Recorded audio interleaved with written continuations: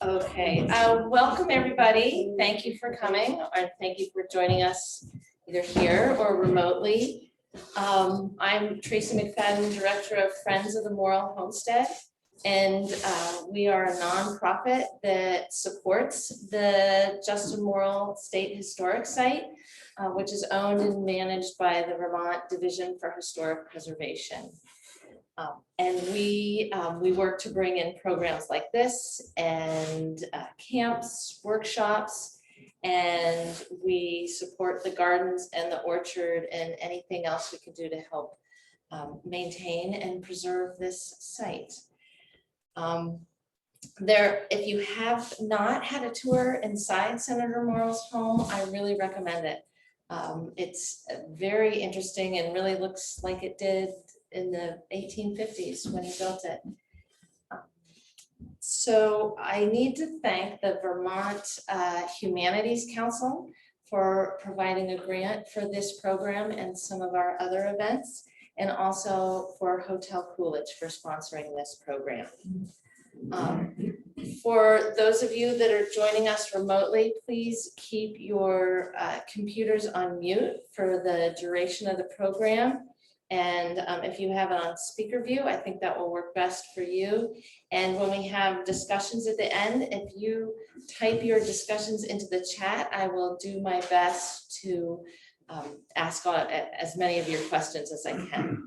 And for those of you here in the audience in person, please know that if you are chatting to your neighbor, the microphone will probably pick it up and everybody on Zoom will hear you. So a quiet audience would be appreciated. And we are very excited to welcome Jesse and Joseph Bruchac here. And welcome. Hello, my friends. My name is Joseph, or the peaceful one. I'm of the area we call Saratoga, the Medicine Spring place. Along the Adirondack Mountain region. And we have roots here in Canada and many other places in the Northeast throughout New England. This is the case with most of our Abenaki people. The traditional way to begin is with a land acknowledgement. I'll turn it over to my son Jesse to do that for you, and then we'll continue. Yeah, Katsilia for having us here, and Kuli Paimo. Thank you for having us here, and welcome. Katsilia Minimitonguis. Thank you to my dad. I wanted to say hello to this place and acknowledge this, I probably mentioned, but also using the words of Abenaki, and I will read from my my phone. We need to be more together. We're not showing you on the screen. Oh, and loud tone. So for those of us joining us, those of you joining us on Zoom, so beginning with a land acknowledgement, Inda old Libana means we are still here. There are still many people here with Abenaki ancestry, maintaining traditions, living within communities. There are now 4 state recognized communities. We are citizens of Milhegan, one of those groups. We also are joined by a chief of Coasec, traditional band of Abenaki people. Art, it's great to have you here, Don from our community, and others who may be joining us on Zoom. This land acknowledgement is, of course, for all of us to recognize and remember that this continued existence in this place and in this land. So in the language, the original voice of this place, a language that was shaped by the songs of the birds and the sound of the rivers and the streams and the trees and the light of this place. Abenaki speaks of that light. Almabai, Nikombi. Mondaba Wongan Wadzi. Alamikamo. Morrill Homestead. Abo Akik Udzi Wanas Kaudimek Ta Azwa Koldimek. Alni Alnobai Kokwaitziwe Ombanakiak. Nanawal Dagik Indakinok in Mikwal Damano. Yoda Li Mi Udalamoalo Kano. Sigabida Udzi Gusilawa Hoa Kitsayak Al Aihidit. Toba Menahan, Nikwombi, Ta Nonogoniwiatsi, Kuli da honzi bana, uli de beska wi kalaungan, zi pamgiskaks biwikion, tsatsabana yodali ta ikons yak, mziwi, monzi zanoda, and spiwi, pomoza winowak, awa asak, awan, nabi, tahakiatsi.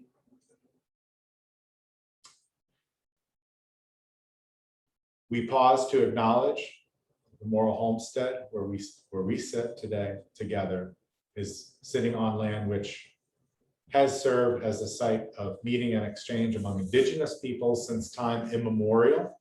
The Western Abenaki, Abenaki, are the traditional caretakers of these Vermont lands and waters, which they call Indakina, Indakinu in our homeland.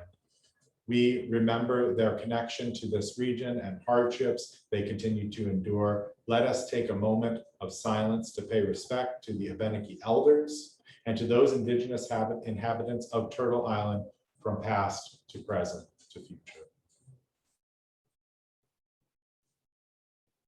We give thanks for the opportunity to share in the bounty of this place and to protect it. We are all one in the sacred web of life that connects people, animals, plants, air, water, and Aki, the earth. Nialas. Today we're going to be talking about the fact that we are still here. First, I want to talk about where we are. This area of the Northeast was, of course, covered by glaciers 12, 15,000 years ago. Were our people there then? Entirely possible. Because as we know, those of us who traveled in the far north, the Inuit people and the others have no trouble living on top of the ice. The idea that human beings were only here at 12,000, 15,000 years ago may or may not be right, but we know they were here then. They were our ancestors. People called archaeologists have found on sites in Vermont and New Hampshire 12,000-year remains of campfires, of stone implements, of the bones of animals that were eaten back then, remnants of the past, which is still present. Of course, what occurred is when a genuine navigator stumbled into the new world, as they called it, it was a very old world. And there are questions indeed among our many native people as to whether or not those first native people came here as recently as 15,000 years ago, over supposedly the Arctic Circle, when in fact that land has been traveled back and forth continuously for a very long time. And I have friends in Alaska who talk about how it was a tradition for a young man to simply take a boat and go to the other side and wander around what is now called Siberia for a few years and then come back home with new stories. So do not think that the land between this continent and Europe was a no person's land. There were people going back and forth. There always have been people going back and forth. I won't debate that. I'll simply state that as something that is understood among our indigenous people. And in fact, European archaeologists and anthropologists have actually written papers about the fact that they have found in the Amazon basin 100,000-year-old remains of past civilizations. So let's not even go there. Let's go a little more recently. After the coming of the 15th, the 16th century, Europeans began to come in great numbers to North America. They were largely at first welcomed. In fact, the first settlement in the Northeast, Plymouth Plantation, they were welcomed by an Abenaki man who was named Samoset. He welcomed them in English. And they said, I have a friend who speaks better than I do, and he brought them a man named Tisquantum, who had been taken as a captive by an English sea captain, taken as a slave to Europe, lived a number of years in Europe, was finally freed from his slavery by a group of Spanish monks, returned to North America, fluent in English and in Spanish and his own language, to find that along the New England coast where he lived, virtually all of the people in his village had died or left because of a plague brought inadvertently by Europeans. Now that scenario of Europeans arriving, enslaving on the one hand, but learning from, on the other, native people was repeated again and again across the continent, as was the introduction of Europeans being the vector for various diseases like COVID-19, but much more, which in many cases, according to archaeological evidence, not just our native traditions, which are even more clear, wiped out as much as 90% of the population of the Northeast, in the area we now call New England, in the course of perhaps 2 or 3 decades. So when the Pilgrims arrived, what they found was not virgin land, they found widowed land that had been cared for carefully by indigenous people for many generations. And our patterns of land husbandry, of forest management, of living with the land are not being copied to these days. And thus in California, we find wildfires sweeping through lands that traditionally were burned by native people. Here in the Northeast, in Vermont, what is called New York now, it was traditional at the end of the planting season to burn the fields. My grandfather was still doing that in my time. And what it does is it gets rid of not just the dead grass, weeds and their seeds, and the insects and their eggs, but it also fertilizes the land. So we have a long, continuous pattern, let's just say here in Vermont, of land usage, which was sustainable generation after generation after generation. I'll jump further even forward now and skip a lot in between to the period of the settling of Vermont, people like Ethan Allen. I want you to remember Ethan Allen was the equivalent of a real estate broker.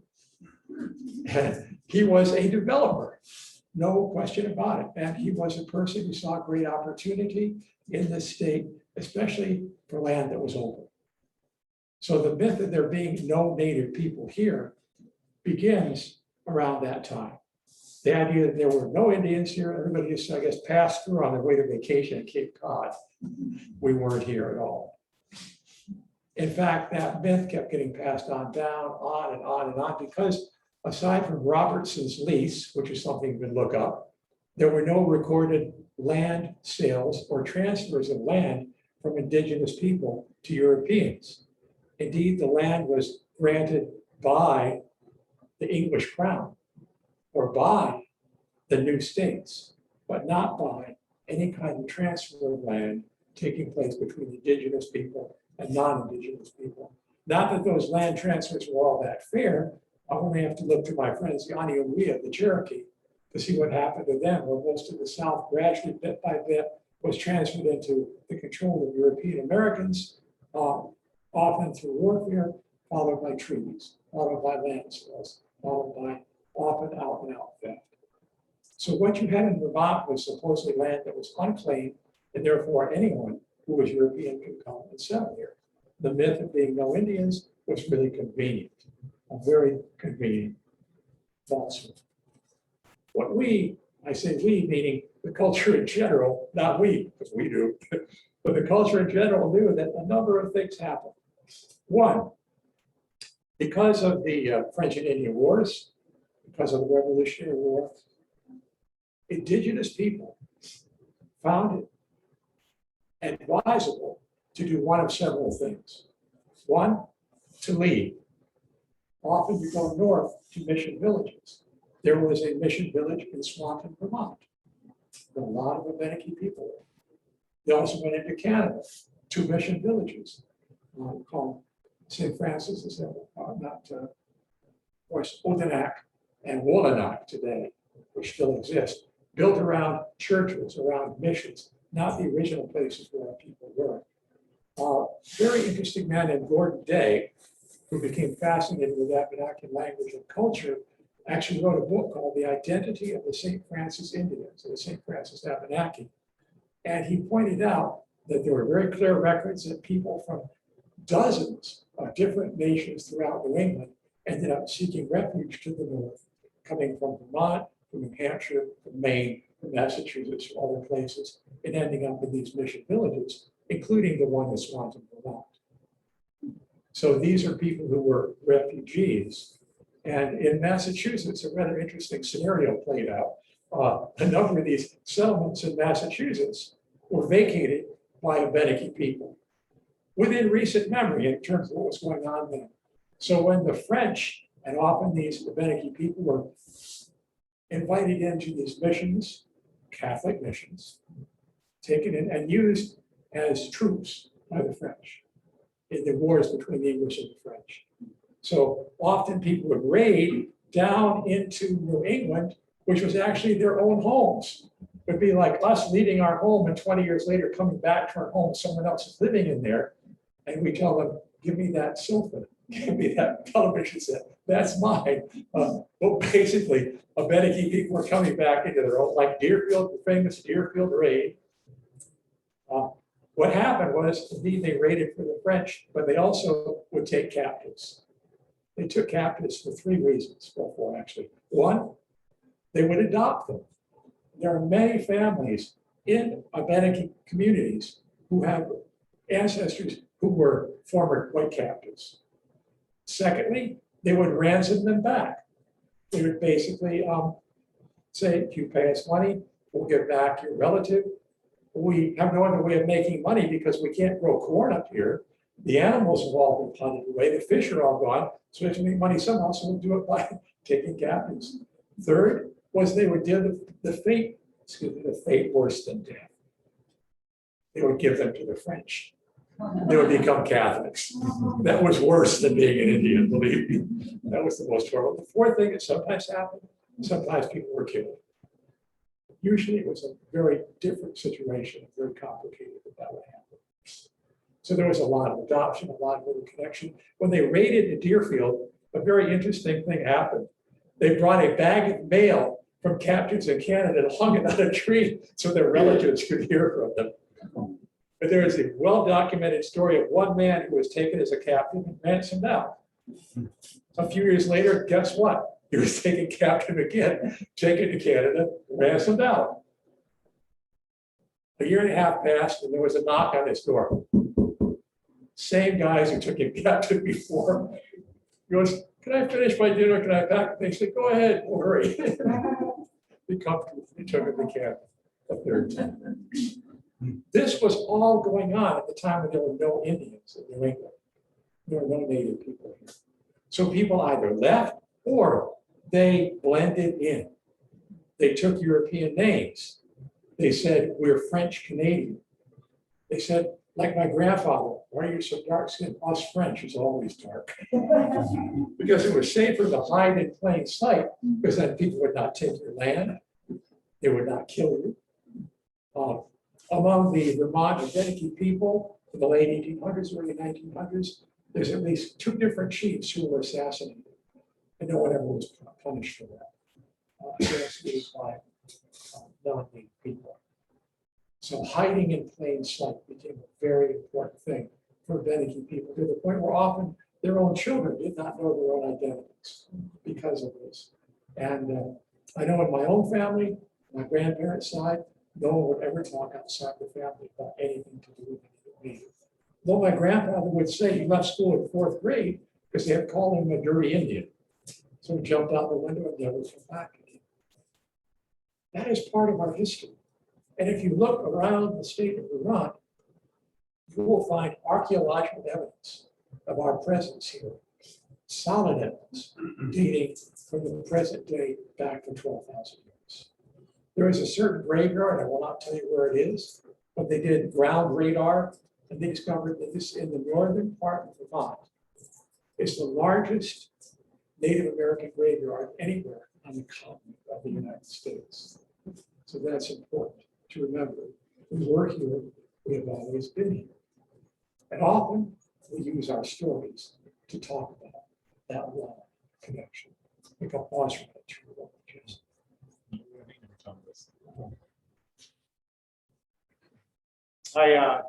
My work and being here today, a large part of what I do, I spoke with some of you earlier today, is in the reclamation work for Abenaki as a language. It is another strand of our past that is connected to today, an unbroken strand of speakers from one generation to the next. And people were still speaking Abenaki in northern Vermont when I began to learn the language. I was about 21 years old, 1992, and a speaker named Cecile Wawanolette was hired by the tribe of Missisquoi, one of the 4 state recognized tribes. Now, at that time, our family we were enrolled citizens of Missisquoi. And being an enrolled citizen, I began to work a bit with the community. I heard about the language classes, and I went up to Swanton to start to learn Abenaki, or Abenaki, as we say in English, from a fluent first language speaker. Cecile Wawanolette is a direct descendant of Greylock, famous from this period of the captivity period where Abenakis were coming down and raiding the Massachusetts frontier. Greylock was a famous one of these leaders who himself was most likely Waranoku from Connecticut, who ended up, his own family was driven over to Schaghticoke, very close to where our family's from, then up to Missisquoi, then to Canada, living many generations in Swanton, Vermont, and Missisquoi. Cecile Wawanolette knew this history of her family, as well as the Kennedys and others, the Obomsawins, had relatives who had lived in Swanton, Vermont in around the 1790s. People remembered that they had the village was still there. So Cecile was very interested in reconnecting and started coming down and teaching language classes from her community of Odanak. My father mentioned St. Francis, Quebec, a refugee community founded in 1680, first on the Chateauguay, and then moved in 1700 by Father Begot to its location now on the St. Francis River. She was raised there, but always had connections and knew a family that lived in Vermont. And I got to know her very quickly. It was wonderful to meet her. She was so excited because I had a Onka I had a computer in 1992, a little Mac, and I'd go to class. And a second class, she came over to me after class. She was about 88 years old. She said, "Is the language in your computer?" And I said, "It is." I said, "I'm making a dictionary." And she said, you sit up here with me. And I ended up sitting up in the front of class and helping her. And then I was driving her from Odanak to Swanton for classes. I ended up being her ride, her chauffeur. And we would visit places, Harold de France, the LeGrave family, the Brooks family. These were all people when she was a kid. She was born in 1908. She would drive around Swanton and Highgate especially. We'd always drive around Highgate looking for these families. Because Cecile said, they all spoke. Harold Brooks, he was such a good speaker. We gotta find their family. She remembered those connections of speakers. We didn't find any fluent speakers. We found a whole lot of people who remembered some words and some phrases, and we still have them. We still have family who have passed those things down. But we never found those fluent speakers. We were a generation late. And Cecile stuck around for a few generations after that. I got to work with her for a full decade. She lived to be 98 years old. And it was, she was just delighted to see in her time, 10 years that she was teaching the language, so many people embracing it, not only at Odanak, the community where she was born and raised in Canada, but here, as there was a resurgence of interest in our ancestry, those of us who had some Abenaki ancestry had come together, first at Missisquoi, and then in other groups. Other groups are still coming together. People are still making connections and becoming involved. And I feel like the thing that has created one of the strongest communities we have today is that gift that Cecile was lent to me. It's my responsibility to share it with other people. And I'm not the only one who's a language keeper. There are others, many others. It has grown in a tremendous community. We've met throughout COVID, sometimes 30 or 40 people on Zoom meetings, sharing the language, speaking the language, people with Abenaki ancestry, people with possible connections, people with no connections at all have the connection through this language that connects us to this place, this gift that people like Cecile and others, I was able to hear speak. I was really lucky. I mentioned it was around 1992. Between that time and 2006 was when Cecile passed, I believe. I saw 50 or so speakers who we would go visit in the community at Odanak. in Albany, in Troy, New York, Albany, New York. There were a number of speakers near where we lived that I would go down and visit.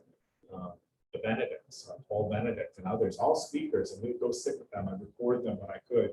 Every one of those people, in addition to Cecile, passed. But they left behind this really beautiful community of those of us who were interested in what they, I know, hoped would happen, which is that we would continue the language. And 1 year ago, almost to the day, in fact, it was Indigenous Peoples Day last year, her son, Elie Joubert, taken his father's name, who taught the language after her passing with me, drove Elie all over. Many of you know Elie, and I at Dartmouth Powwow were with Elie many times. He was, just fiery and just wanted nothing more than to see the language continue. So we traveled all the time, all over. This was pre-Zoom. So every one of our language gatherings, whether it was out our close relations, we'd be in Maine all the time, work with other Abenaki languages. Elie would be by my side, we'd be up in Canada. Elie would be there, and he's greatly missed. But on Indigenous Peoples Day last year, he left us, but he left us with just so much inspiration and a really community that has since this, especially within this last year, to really come together in new ways around the language. And I'm very excited about it. As far as Indaol Libanon, so we are still here. Our presence is felt more and more at universities. Dartmouth, we have a wonderful voice there. We have a wonderful voice at University of Southern Maine, where I teach for the first time. I'm co-teaching a course. Well, it's our 5th year teaching it, Connor Quinn and I. But for the first time, along with Passamaquoddy, we're offering a minor in Wabanaki languages through the linguistics department at the University of Southern Maine. Us and Passamaquoddy being the 2 languages in the program. What a wonderful step we've taken forward. If Cecile and Elie could see that. This is our first year. Actually, last year was our first year, but thanks to COVID, we have our first students in that minor this year. And we are in the 2nd year, first year in person, going into the 3rd year of the new school of Abenaki at Middlebury College. We all know the tradition of the language schools at Middlebury. What an incredible tradition, but what a shame it's taken this long. And thank goodness we're finally finding a home for the original language of this place at Middlebury. I'm thankful for those people who have the vision to make space for us. We had 31 students together under the Middlebury Language Pledge, a brilliant platform of full immersion, living on campus this summer and speaking nothing but Abenaki language. It was really powerful. So I feel like as our voice in language grows and as more people come into that fold, our presence here is much harder to ignore or deny. And it gives us many more opportunities to enrich everything. Ethan Allen Landbroker is still here for us to learn from. Maybe Ethan Allen said that. Ethan Allen Homestead was over this place.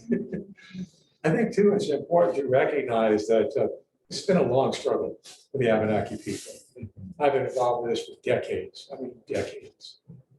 Back when Homer St. Francis was our chief, Homer was a very controversial man, but he was a person who was appropriate for that time. Because Homer would go out and do something outrageous. He'd create Abenaki license plates and put them on the cars and dare people to arrest him. He would run for governor, give out stickers on St. Francis for governor of the state of Vermont, not just for the Abenaki people. And he was one of the main organizers of the fishings. On more than one occasion, the Abenaki people of Vermont, or Abenaki, depending on whether you speak the language, got together and deliberately fished without a license. So they would get fined and given tickets, and then they could take it to court. In fact, his brother was involved in one of the fishes. When the game warden came up to give him a ticket, and he asked Jim where he was from, Jim spoke in the Abenaki language. And when Jim finally said, "Where are you from?" He goes, "Dakina." Game warden says, "I'm not giving you a ticket." Jim's chasing, "Wait, give me a ticket." "I'm giving you a ticket. You can't have one." "No soup for you." Anyway, it was at that time when I was pulled in by the tribe around 1993, I think it was. We had the fishing trials. I was called to testify as a storyteller. And I told stories that indicated our long relationship and tenure with this land, how connected we were with the land. I told the story of the creation of Lake Champlain, which I can't tell now because it's a wintertime story. It's a story that we tell in our tradition. I told the story about a certain waterfall, what happened at that waterfall is still there. And it was very interesting because every time the Vermont state lawyer objected, the judge would say, objection overruled, I want to hear the story. So we actually won that trial, but then the state of Vermont appealed and dragged it through court for another period of time until finally we obtained state recognition for our 4 tribal groups just within the last decade, in the last 2 years. But it was a long and difficult struggle. The fact that we are still here is very important. Our stories talk about that. One of our oldest stories talks about how this person, Bob, who is our trickster, changer, hero, created the first human beings by making them out of stone. But those stone beings were very heavy-footed. They were very hard-hearted, and they crushed everything under their feet wherever they walked. And so that was a mistake.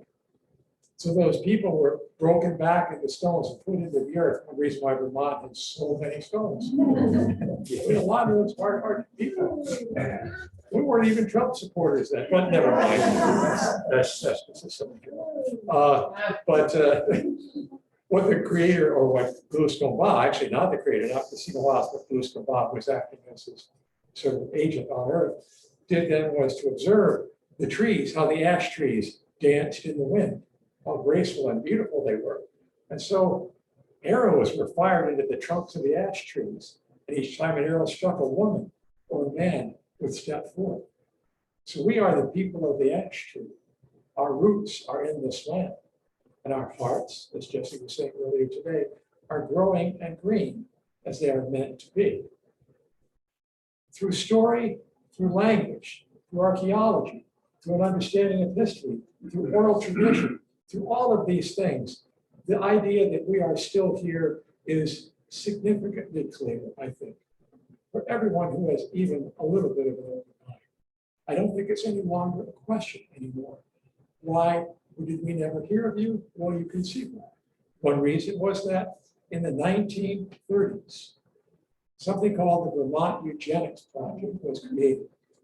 It was a project too, as a book now calls it, Build Better Vermonters. Making better Vermonters by sterilizing those people who were insufficiently genetically equipped to produce good people.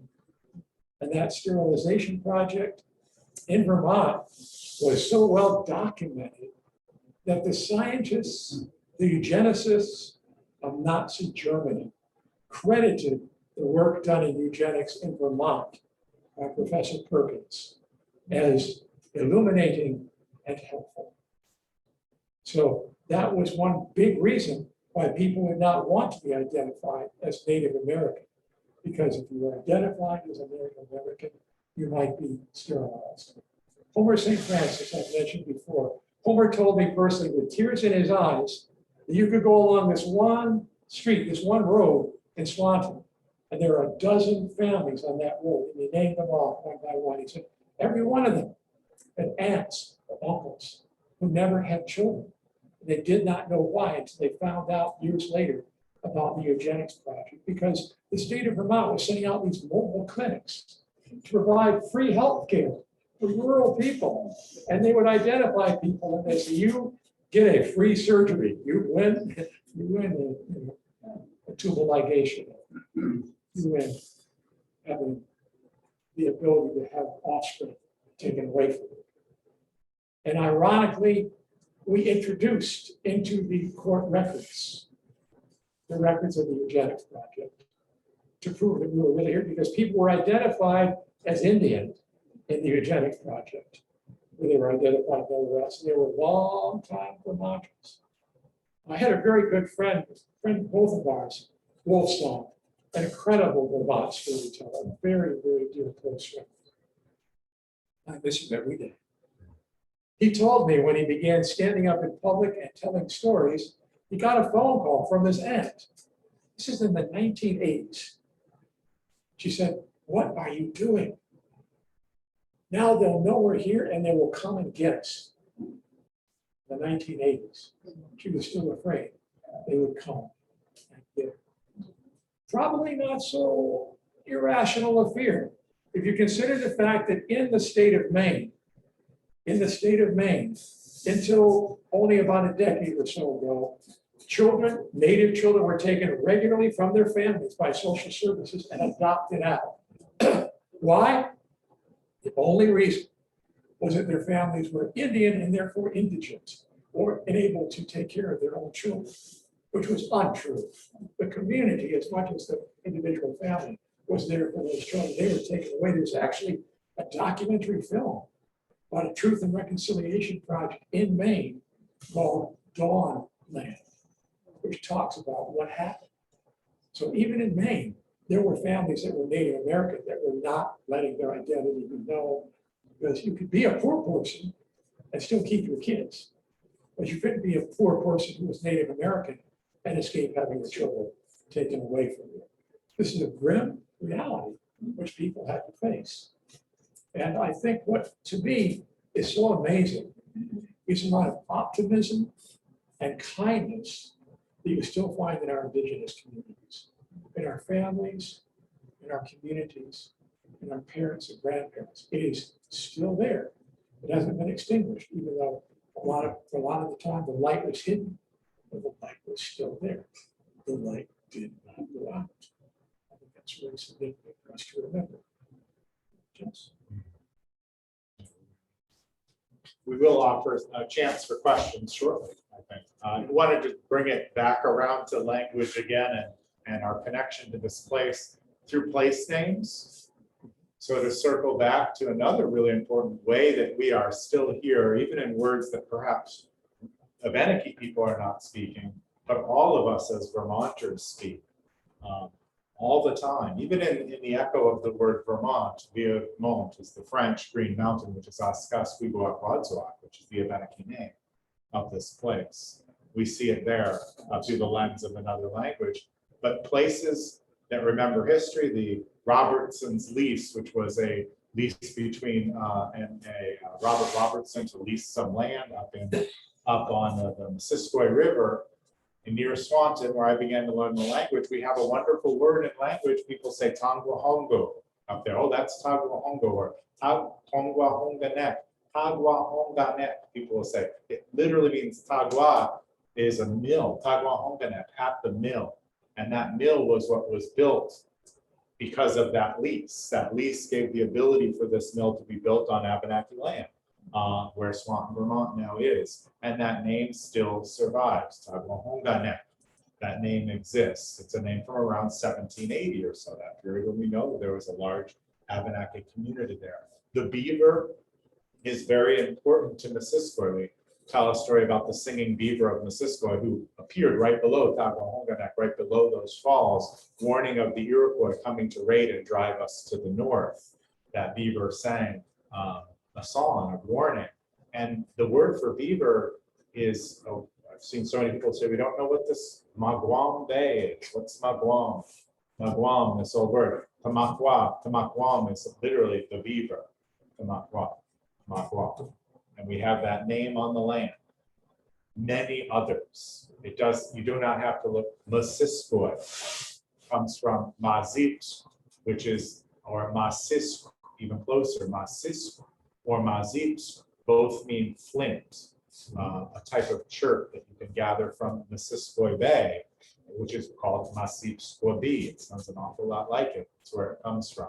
It's an old Abenaki word. We still say when we say Missisquoi. And then, were there Abenaki in the Adirondacks? There certainly were. The word Adirondack means bark eater, and it's what the Mohawks called the Abenaki, because we would often eat inner bark called Manhak of the white pine tree, just like porcupines. Adirondack also means porcupine, bark eater. Walk.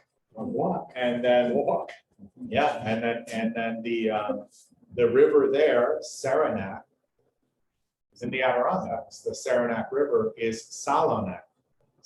The R is actually an L in language. So we changed the R to an L, and Salonak means at the sumac place. There are many, Coxsacaraga, the deep dark woods in the Adirondacks, Santanoni, Saint Anthony, which was another mission village way on the other side of the Adirondacks. It was an Abenaki village.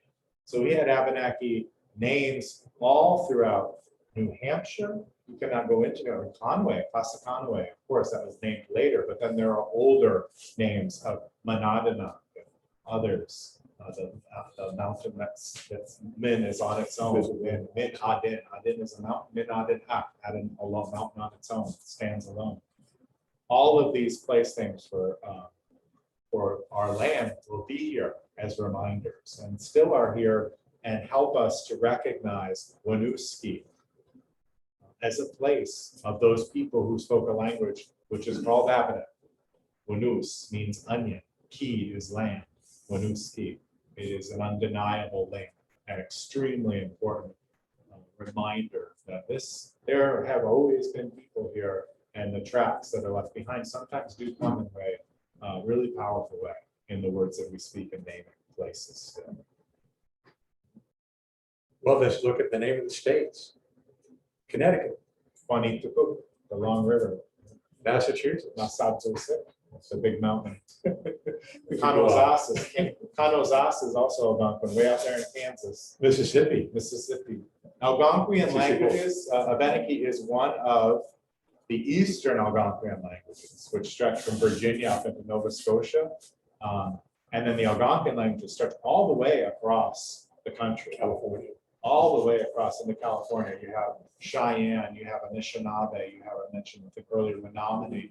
You have all of these languages that come all the way down to Pamunkey or Powhatan, all the way up to Mi'kmaq, to Micmac, and all the way up to Naskapi and Cree, Montagnais.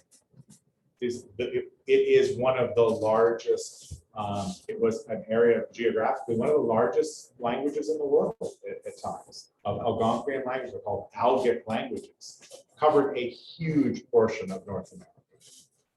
Today, we still do have, in some communities, vibrancy. Anishinaabe speakers are over 200,000 speakers of a similar dialect that I can understand much of, which is wonderful. Western Abenaki, the dialect I speak, is spoken by a handful of people, a small handful. We have many people learning it and speaking levels of fluency.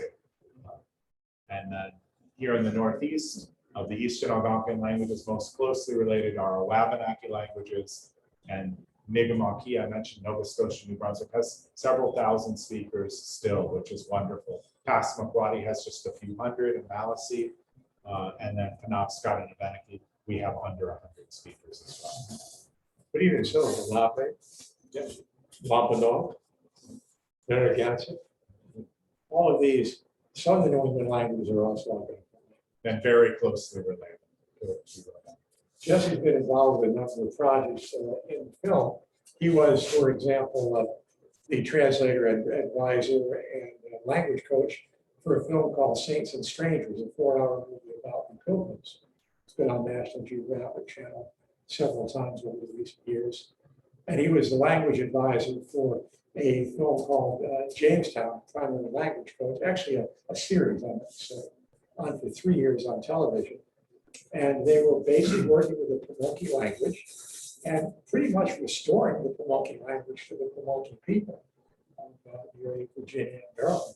So they're again beginning to speak their language, which has so many things in common with Abenaki. The counting system, for example, all the words, it's exactly the same. So this Algonquin renewal of languages and of cultures, Vermont is an important part. What's happening here is very significant. Actually, you've heard that our dear friend who did the Vermont movie, Nora Jacobson, says it happens first in Vermont. This is where it begins. We're working with Nora on another project we can't talk about. It has a lot to do with the language, telling a story. I want to offer you, before we go further, a chance to ask any questions because it could take us in some different directions As you can see, there's no shortage of what we could talk about. We start talking about the language, we might start talking about all the words in English that come from Abenaki. This, you know, you go back with that beaver, how about tomahawk? You know, anyway, are there any questions right now? So that, I mean, since this is the west branch of the Ompompanoosuc, I Yeah. take it that's an Abenaki word. It is, as well. yeah. Ombombanoosuc means it's like puffy land place or something like that. Om is goes and returns. So the root om, you hear all the time in the language. Ombanaki, I mentioned earlier. Ombanaki. Om means it goes and returns again. So that gives you the idea of something puffing up, like on the shore. And then oma is to fish. So Ombombanoosuc, I've also heard it translated as the place that you go from and return to, where the soil is puffy, but also you go to and return to in order to fish. Oma means to raise up or lift up or go fishing. And sick means where there's a little bit of it, where there's some of it. Massachusetts, we hear that as well. And remember, so much of our culture and our language is built around the water. We travel by those superhighways. We travel by canoe. When you arrive at a place, you'd sing a song to announce you're coming. And then you have a song sung back to you to welcome you. In fact, I mentioned Narragansett. And Nalagonset is to basically land your canoe without permission, a way to say arranger. And often indigenous names for communities were given by their neighbors. So many of the names like Nalagonset would have their own name for themselves. And Abenaki is not an Abenaki name for Abenaki people. We'd say Alnomba. It's person, Alnomba. Abenaki or Abenaki, I believe, was first attributed to Abenaki people by Montagnier guides and given to Samuel de Champlain. When he came down into Lake Champlain, he was told by his guides, "Oh, those are Abenaki, Eastern people. the people of the East Coast. Those are Easterners, yeah, who live there." And we named the Mohawks, as I said, Mohawk. Yeah, Magwak, which was one name. The Mohawk is another, but Magwak means cowards. They call us barkeepers. So we have a question on Zoom. Yes, somebody's asking how far east, south, and west do the Abenaki tribal lands go? And wondering if there's somewhere you might be able to find a map of Abenaki lands with their tribal names. Yes, absolutely. There are some wonderful maps online. But for Western Abenaki as a language, just a language map, there's native languages. I wish I could think of the exact website, but there's a beautiful website that shows it's native languages dot something that shows the borders of languages. And that's very different often than where tribal, you mentioned, lands are now. As people have been displaced and moved, you have many languages that are really from like Connecticut or Massachusetts, which you'll now find out in Wisconsin. There's a great deal of displacements of people. The original border of where we are finding Western Abenaki spoken is going to be southern Maine and northern Massachusetts, straight across to about Lake George and the western parts of Lake Champlain, up into a little bit of Quebec. So we have a great big area all the way to the ocean and then to the western shores and into the Adirondacks a little bit. Yeah, so it's a big area. And just to the north of Western Abenaki in Maine, a little further north, you have Penobscot speakers, and a little south, you have Lenape speakers. You mentioned Lenape. We hear that change in language. If I said Lenape, that would become Al-Nabe in Penobscot, become Al-Nomba in Abenaki, become Al-Nu in Mi'kmaq, and Al-Nup in Passamaquoddy. So you hear that same word, Al, and even Al-Ni-Al-Nabe or Al-Nabe becomes Anabe, Anishanabe. Yeah. You hear it for And then human. further south, Lenape. Lenape. Ranapoak or the Ranapo or the Pamunkey. Yeah, so the language borders can be different from where people's tribal lands are, though. It's important to keep in mind. People have moved. And languages have moved as well. Yes. I'm wondering is how much being is required. I live in California for 30 years, and every Thursday in California learns about the missions and then about Native Americans Right. What is it like here? It's improving. I'll let my dad. Yeah, what is the level to which children are being taught in primary school about the Abenaki history of Vermont? I will say that the Northeast in general has been kind of dominated with Iroquoian history, which is wonderful. The history of the Mohawk is very important, but that has bled all the way into the state of Vermont as well. So we have learned a lot about the Haudenosaunee and the Iroquois. There are more and more opportunities for community involvement in the creation of curriculum in Vermont, and also to be engaged in programs like this in communities. And my father and I have visited schools. You've visited schools longer than I have, but for decades we've been invited into schools, and I think we've made an impact, not just us. Yes. There are hundreds of other Abenaki people who have been doing this really important work. So where the schools themselves may fail, some wonderful teachers and principals and others have seen the importance and brought our people in to speak our own bit of our own history. That's being included more and more thanks to initiatives like being included at Middlebury, being included in having a voice within the different universities will hopefully come down into the more primary education. Right, I've been doing this in schools in Vermont since the 1970s. So it's a bit of, I've known him all his life, and he hasn't known me all. And I think there's a big change. And by the way, I work very closely right now with a lot of California Native people. There's more than 109 federally recognized tribal nations now in the state of California. And the missions have been such a terrible heritage. The fact that Father Sarah was canonized against the very vocal objection of the California Native people is one example of what things were happening. It is getting better there. And I think here we don't have the same mission experience they have in California. Thank God we didn't have the Spanish here. I mean, the English were bad enough.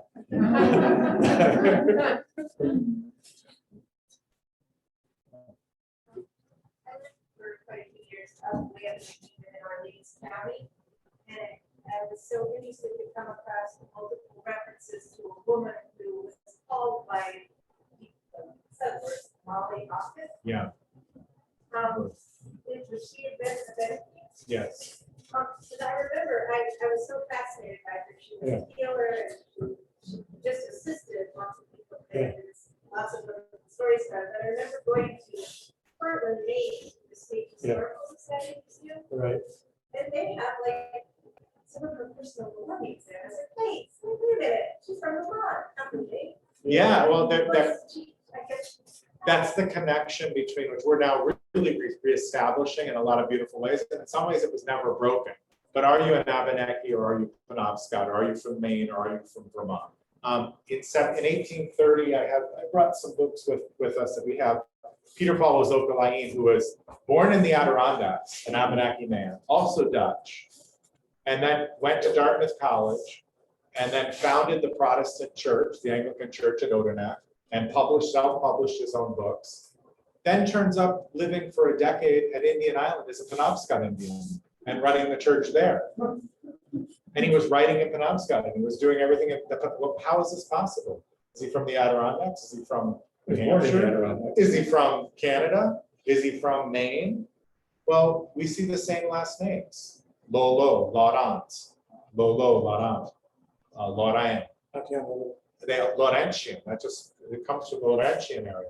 So the movement of peoples was throughout Indochina, and Indochina includes all of that region, not just Western Abenaki speaking. We could speak other dialects too. It's like in Europe, you could go to Spain, you could go to France, you could see people moving around it. So, and there were just relations, and Molly Ockett is one, of course, who traveled throughout New England as a very important, and one of many very important women who were acting as midwives and as healers for settlers. Mary Agatha, Molly Ockett, Abenaki, Mary Agatha. My sister Marge, who's the head of Native American Studies at the University of Pennsylvania, actually wrote and performed a song about Molly Ockett, and has written extensively about her, Margaret Bruchac.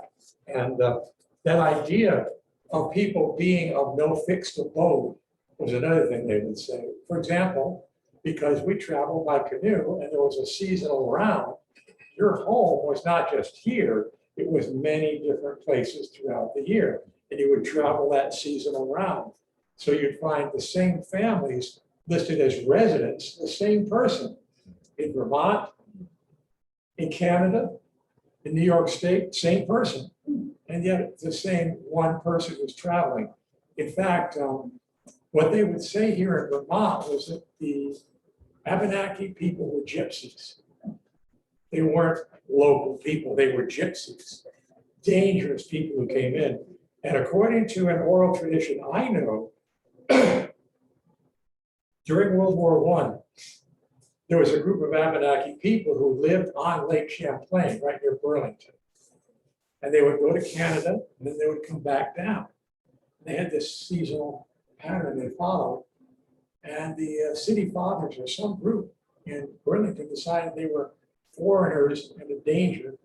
And so they came in the night, swept in on this village on Lake Champlain, which was made up of wigwams and huts, and some of them had stovepipes in them. And they burned the village.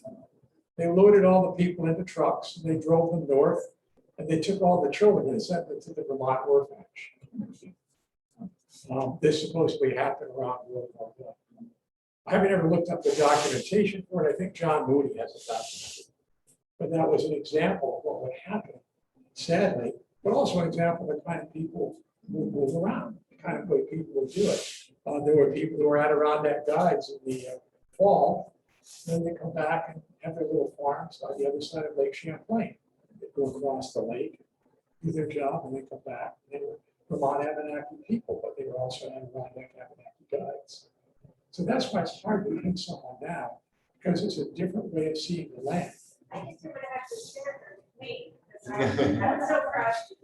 Well, Yes. unfortunately, it's true too. I was just in, Blue Mountain Lake and Mitchell Sabatis and the famous, he's a famous Adirondack guide who is Abenaki. We're very proud that he's Abenaki, but he's also Penobscot because his great-great-grandfather was born on Indian Island in Maine, but also some of his families were Benedicts and they were born up in Canada at Odanak, and many of the family were born for many generations right in the Adirondacks. So it's very, very hard. There's a fun anecdote where Etienne Lolo, Stephen Oh, I Lamont, love this story. who we visited. I visited as a kid. My father visited many years ago. He had maintained the Indian village his father, Joseph Lamont, founded in Intervale, New Hampshire, a place for Abenaki people to sell baskets, and people would visit, and people would live there during the summers. And he would be visited by Frank Speck, who was a famous anthropologist. And Frank Speck would come to Etienne Lolo and say, "I've done some research, and I've found out who your people are. You're Sokoki Indians. That's who you are." And Etienne was excited to hear this and said, "Thank you." And so a decade later, Speck would come back and say, no, or maybe it was even to his father, would say to my father, Joseph Laurent, would say to his father, no, I found out who you're in. You're actually Androscoggin Indians. That's who you are. And then Steve believe this would go on like every few years. Speck would come back, and Joseph Laurent said to his son Etienne at some point, "I just hope I live long enough to find out what kind of Indians we really are." Yeah, that's a great story. By the way, my sister Marge has written a book that won an award for the best anthropology book of the year a couple of years ago called Savage Kin. And it's about anthropologists dealing with Native Americans in the Northeast. So I think that's what the Savage Kin are.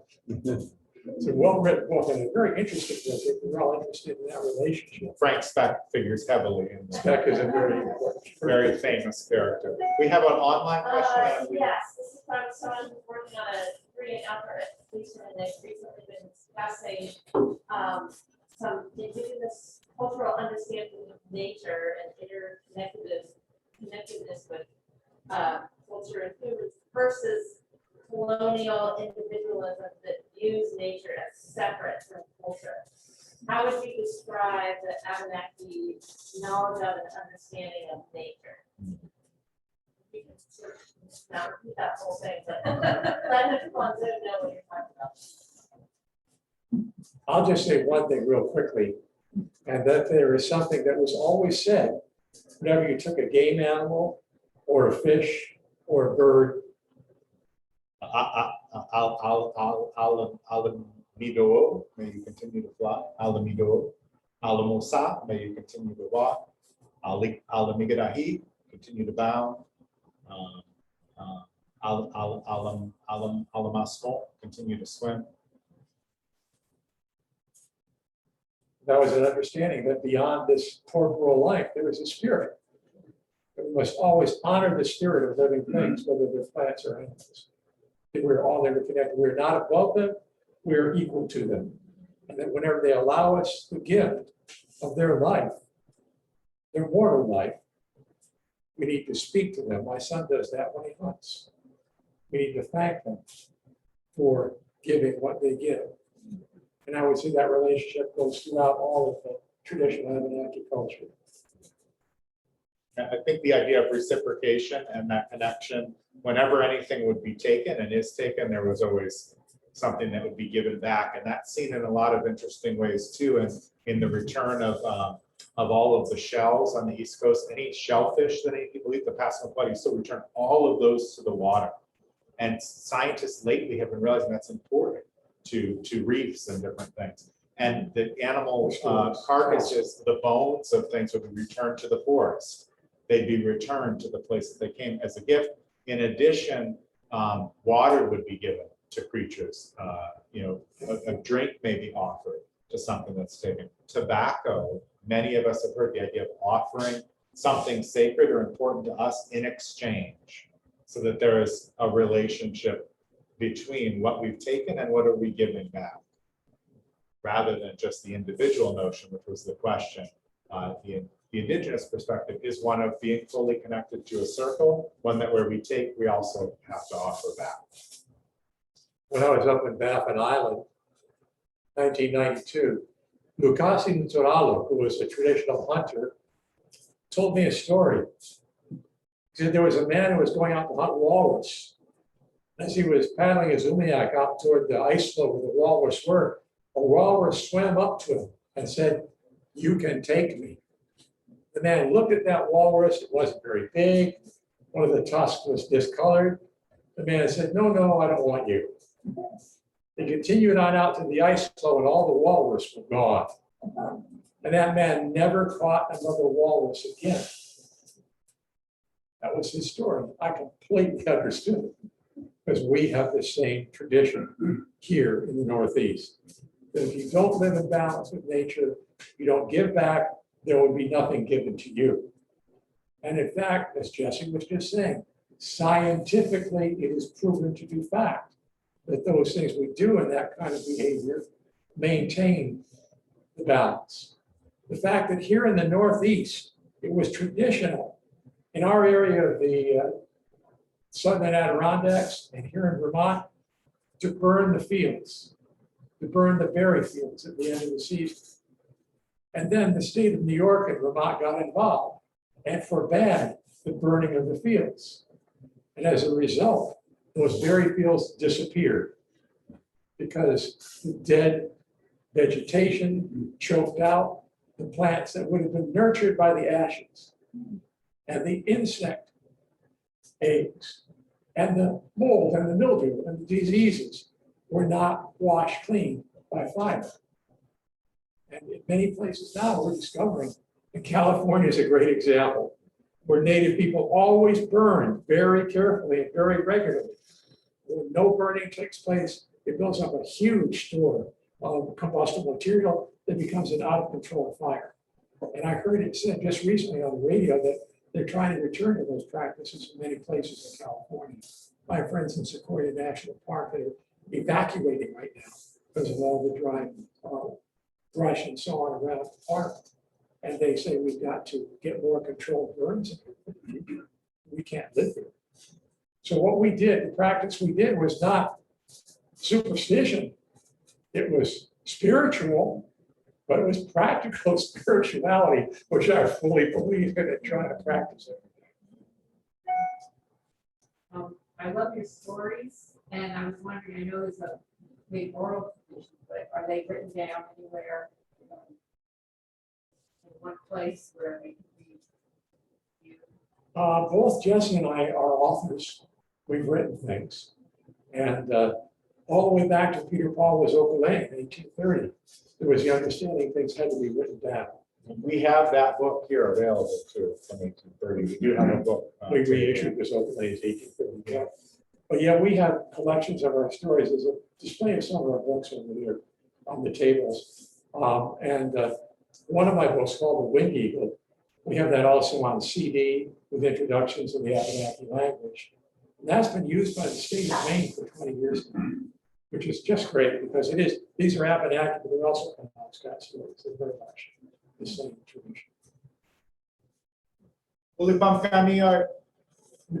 Travel well, I think we're over time, maybe one. I just wanted. Yes, Don. Was talking about the burning home. It was very interesting the other night on the news. Days ago. We are bringing the native people in from the state to teach them how to do that. And actually doing the preemptive burning stuff to prevent some of these wildfires. Yeah. It is actually taking place. Wonderful. Yeah, a lot of my friends on Western reservations have members of their family who are hotshot crews, who are literally fire jumpers. These are Native American men and some women who are going in and fighting these fires. They understand fire better than a lot of the Europeans who use these firefighters. We have a high school classroom who's listening in and wondering if we can talk about gender roles in Abenaki society, and how that compares. Yeah, we can go right to stories. There's a wonderful. You say what you're talking about. Yeah, the idea of gender roles within traditional Abenaki and in Native American society, we can't ever speak in general because there are many different communities and many different perspectives from community to community. But just to look at a traditional story of the bear lover, which is a story that is in Peter Paul's Plains book in 1830, a very old one. It's also in Henry Warren Mastis, another Abenaki chief in 1932 wrote this story, a really great fun version of it. But it talks of a woman whose husband becomes sick, and so she takes up the bow and the arrow and she goes out and hunts for him and provides for him and does a way better job than he ever did. And he starts getting really jealous and wondering why she's loving the hunting and the fishing, and he wants his job back. And she's so darn good at it, and she loves it so much she doesn't want to give it up. And the story goes, different directions. But the idea that a woman could hunt and fish and provide for the family is in an ancient story, and there are lots of anecdotes. Maliaka was a famous hunter as well. She was out there doing what we would consider nowadays to be what men would do in a Native American culture and history. But there were many women who took up. I put a quote up, chieftains, who were chiefs and who would be great hunters. And then there were men who were great at working in the fields and would want to pick berries with women. Gender roles were much more, the idea of fluidity was just fine. And if that was what they were more comfortable doing, then that would be the role. Women would often dress as men and men would dress as women. We have two terms for that. Which refer to that basically. Even Anishinaabe still talks about, and all it is one who dresses the other way, just that they dress in a different way, and that's fine. That's just who they are. So in that context, we have a place for those. I know in an Algonquian culture, in language, there are words for those people who live the way of the other gender than what they are. But there is no word for gender in the pronoun of any Algonquian language. There's only me and you, which don't have gender, and them. There's me, you, them. Agamat is just other. It doesn't mean he or she. So in none of my pronouncing of like they go, it's they singular go, or I see them. I see that one person. I can't say I see her.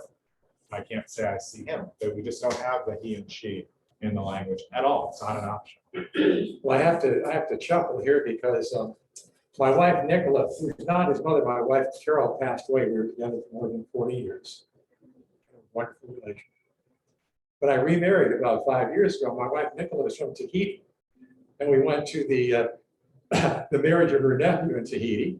And Nicola said, you're going to see some interesting things, Joe. And indeed I did. I realized that in Tahiti, they have 7 different sexes. And you may be one sex and transition to another and go back to the other or go to another. And so there's all these different roles that people can play, and Polynesian people have no problem with it traditionally. It's just natural humanity. Everybody has their own choice of what they do. And the problem that young people are facing these days is there's all these strict rules that have been forced on them. And I think they're rebelling with good cause. And you cannot judge someone to be one thing or another except what they are in their own eyes and their own hearts and their own spirits. Well, that's what I feel to be the case. Yeah, it's a really, I think it's really clear in language and culture, and it's a great question. It's one that's really relevant now. I mean, working in any university or school setting, we know that these are topics that we're all grappling with. And in some ways, coming closer to older. I think it's new. We're really coming closer to older knowledge that we all had at one point. We kind of lost as things became strict. People's viewpoints became more narrow. It's like the Western disempowering of women, and going all back to the purging of the witches, so-called witches, and the creation of male dominance and the pyramid of power of the king or the pope or some man at top, everybody else way, way down, women way, way below that. And that's so non-indigenous and so strange to Native people to see that. They were just very confused. What is going on? Where are your women? That was said again and again when explorers or Europeans would show, where are your women?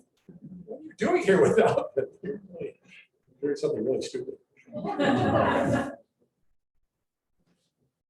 just have somebody asking about whether you get copies of either the book of stories or Saturday. Do you have a website with Yeah, Document, my website, josephbruchac.com. And our outdoor education center, DocumentCenter.org. That's NDAKINNA center.org. NDAKINNA center.org, where we teach a lot of different things, including traditional skills, martial arts, storytelling. We do storytelling programs regularly. And I Online language. online language classes Jesse teaches. So the DocumentCenter.org, and I just finished redoing a list of our Abenaki titles, which I've got to give to Jesse to get on our website. Perhaps we'll wrap with a song. Is that? that would be wonderful. Yeah. Kitsi Leonie, thank you so much for joining us today. And thank you so much for featuring us here at the Morrill Homestead. It's really a beautiful place. Every time I just love Vermont and love getting here and meeting some of the people and sharing a little bit of what I feel is some of what I've learned from my father and from others, and that we all share with each other. It's wonderful to share it in the circle. We talked about the circle. The idea of knowledge is that if we put more into the circle, the beautiful thing about this, the shape of the drum is it just gets bigger and the sound of the music gets louder. It doesn't get smaller. And I think sometimes we think in a modern context, if you give away what you have less of it. You split it up and share it with everybody, you're left with not enough for yourself. But that indigenous perspective is what brings us here today, which is that the more we share, the bigger that circle of knowledge is. And that's what keeps the circle going round and round. So We share to survive. That's simple. We share to survive. So the drum beat is the heartbeat. It's the first music you heard even before you were born. You heard your mother's heart beating. So it's natural our feet would move to that heartbeat. We did it before we could breathe or see. We were dancing within our mother. We're dancing now within our mother this earth. We're all still dancing. I'm going to do a Thanksgiving song. It's a feasting song. It gives thanks before any meal, and Thanksgiving is coming up. The idea of giving thanks, though, as we mentioned earlier, is a seasonal, is a daily. Every day we have a new day to be thankful for. We have a new meal to be thankful for, hopefully, and a song like this They is said you were going to feed us afterwards.